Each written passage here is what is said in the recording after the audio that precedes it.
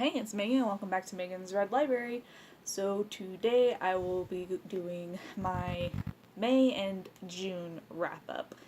As you know, I didn't really get to do a lot of reading because I was taking a leadership class, and that took a lot of time. There was so much reading I had to do, and it was dull. So dull. But it was good information, so I got through it. It was worth it. And the only things I could really read were audiobooks, like while I was getting ready, like to and from the schoolhouse, and then ebooks, like on my lunch break. So, without further ado, I'll just get into like what I read. In the month of May, I only read 3 books. All of them were audiobooks, and they were all by Tamora Pierce. So they were all rereads. Actually, every book I read in these 2 months were rereads, just because it's the easiest thing I can do. I don't have to focus too much. If I don't want to, I can just kind of like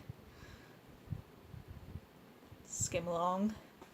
Well, I lied. One of them was not a reread. One of them was new. But I digress. So the first 2 books were the duology Trickster's Choice and Trickster's Queen. If you don't know, Trickster's Choice is my favorite book. It is the book that made me a reader, by Tamora Pierce. It's my Harry Potter, basically. Like, Tamora Pierce is my J.K. Rowling. She made me a reader. It is what it is. She's the best, in my humble opinion. If you don't know, Trickster's Choice and Trickster's Queen are about a young, noble girl named Allie, who is the daughter of the heroine from the first quartet, Alana, the Lioness. And it's her basically coming of age story. So you start out, she's 16, and she's kind of like just floating through life, just kind of like, I'm just gonna be a silly teenager. But what she really wants is to be a spy. But her family ixnays that, and is like, you're not gonna be a spy if you want to be a lady knight, if you want to be a queen's rider, like a warrior for the queen, the part of the Queen's Guard, basically, or if you want to serve, I can't remember if they allow women in the military at that point. But anyways, if you want to do those things, that's fine. Nobody, would stop her and encourage her. But she wants to be a spy, like her dad. And that's just not, it's not okay. So her and her mom, Alana, have that really, tumultuous, teenage, angsty, mom-daughter relationship, which I related to so heavily when I was a teen reading this book for the first time. And so she decides to kind of, leave, give her parents some time to, reconnect after her mom is coming back from a war. And, in the process, she gets kidnapped by slavers and sold into slavery.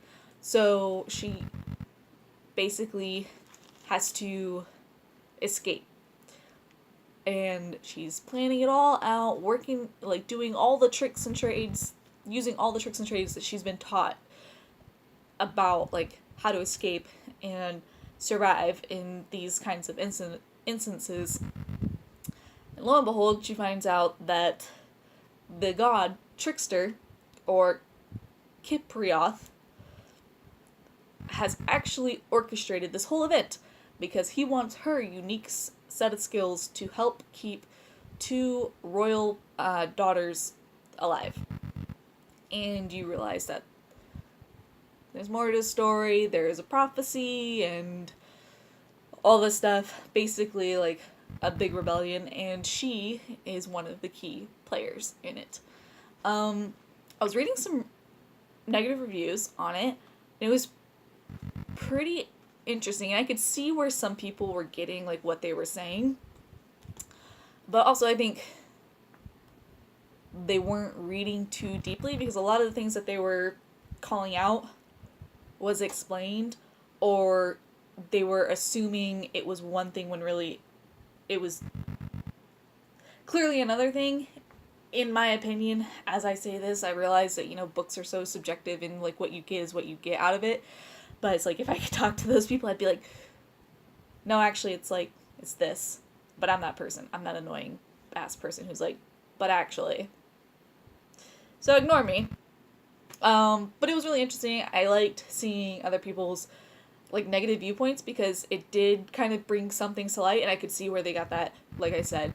But overall, I just think that it's a wonderful book, and it really tackles the idea of generational slavery, like rebellion, equal classes, equal citizenship, colorism. Does it do it all these things in the best, like most perfect way? No, it doesn't. It's written by an elderly white woman, but I think she does like a really great job for her understanding of the situations. And of course, there's a lot of people complain about it being told from a white teenage girl's perspective. But I think Tamora Pierce kind of falls into that trap of like, she feels like she's white, so she can't write from the point of view of colored people, but or people of color. But I think like if you read like her oldest works to her most current work, you'll see like an obvious progression of like various cultures and belief systems and treatment of people and the inclusion of minorities, LGBTQ, POCs. So she does really like change. And then, but I just think it's a really good book overall. If you take into everything that, like when it was written, by who it was written, for the audience it was written for. The next book I read was Terrier.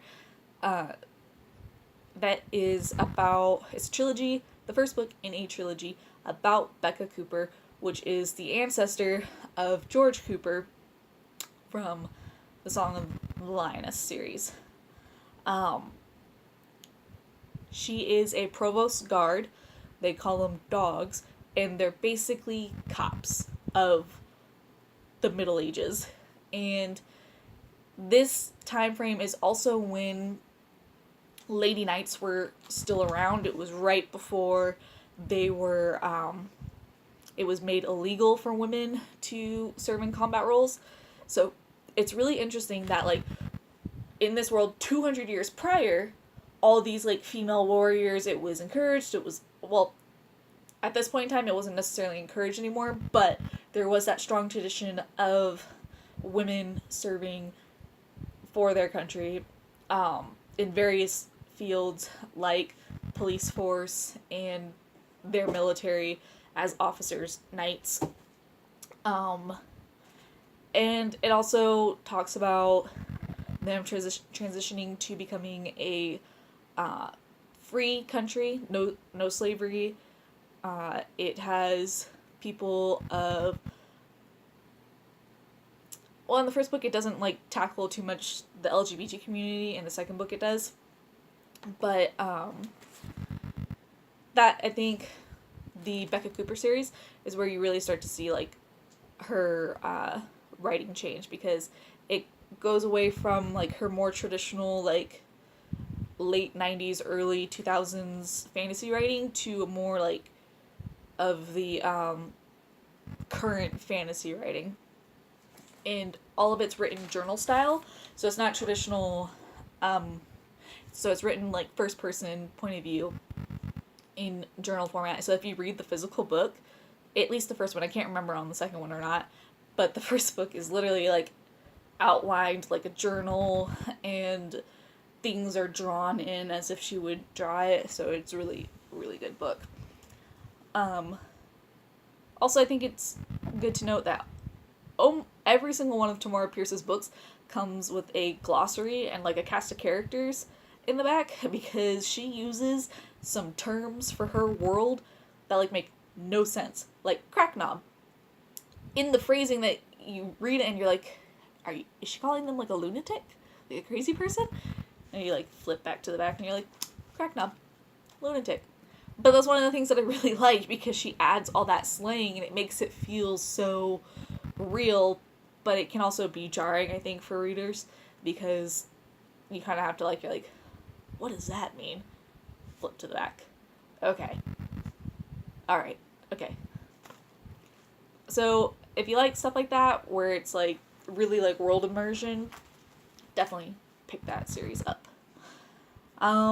So moving into June, I read, it'll be 5 books because I'll finish this last book tonight or tomorrow. Today's the 29th. And I only got 4 hours left on audiobook. So the first book was Bloodhound, which is the second book in the Becca Cooper series. And Becca leaves the city that she... Hey. X. Stop it. Becca leaves the city that she normally works in, her home city, which is the capital. And she goes on a mission to a port city. And so her and one of her partners from the first book basically have to solve, like, this super important crime. And that's when you get to see a little bit more of, like, the LGBTQ. Oh, words. Hard. I'm sorry.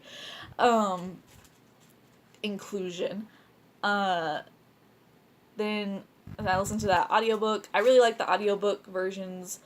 I think that the narrator does a pretty good job. Sometimes I don't like her voices for certain characters, but for the main character, who's the one that's usually talking, pretty spot on. I enjoy it. And then for the next 3 books, I reread the Hidden Legacy series by Alona Andrews. And if you don't remember what that is, that's this super cheesy cover. Yep. I reread all 3 books via ebook again, and they were just as good the second time around. I was thoroughly impressed. If you don't know, it's an urban fantasy world where it's based in Houston, and in the late 1900s, a serum was introduced to the world that brought out or gave, they're not really sure how it worked, but it introduced magic to the world. So until, like, 1867, the world was trucking along on, like, our historical path. It was the same. And then that serum was created and split. Now we have magic. Everything changed. People who have magic marry people with similar magic to build an empire. So it not so much that magic rules the world, but it definitely creates a power system that exists side by side. So you have your normal non-magic power system where, like, the rich people rule the world, but then you also have the rich and magically powerful people controlling the world, and they have their own, like, government that, like, kind of, like, regulates them and coincides with the federal government. And it's interesting because also the United States isn't the same. So, like, what was originally the Indian territories now are still the Indian territories and are, like, controlled by the native tribes. And they have their own magic power base that they were able to use and keep the U.S. government from, like, expanding in. And, like, Mexico is, like, the most powerful magic country in the world, or something like that. And they're the bullies of, like, global conflict, stuff like that. So it's a really interesting, like, twist on, like, how, like, what would happen if Nyx... Okay, please stop. Cat. But, you know, it really makes you think, that's really freaking cool. But the magics are based on, like, it's, like, mental, elemental, or, I don't remember. But, like, there's 5 rankings, with the highest being prime and the lowest being notable, I think. So, like, depending on where you rank, it kind of determines your social standing within, and then like how many of like primes being the highest, how many primes do you have in your family? How powerful is your family? So the more primes that you have, the more powerful that you are. Cat.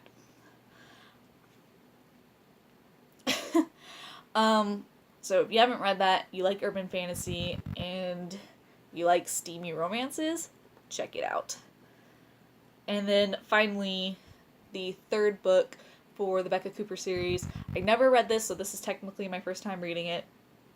But I think I started it, I got like about 50 pages in, and somebody kind of like spoiled it for me, saying that she was going to end up with this one person that wasn't the person that I expected her to end up with. And I'm like, I don't know. I don't know how I feel about this. But I'm going to go with it. I'm going to see how I like it. I like this character. I do. I'm not mad about them being together. But I really always wanted this one pairing to happen. And I'm a little peeved that there was so much like build up and little like hints that's now not gonna pan out. So thanks, Tamora Pierce. I don't understand. But it is what it is. So that's 8 books I've read. I need to cut this video before it gets any longer. But if you've read any of these books, let me know what you think in the comments. If you want to hear more about any of them, get a little bit more explanation, let me know any questions that you have. Otherwise, I will see you in the next video. Bye.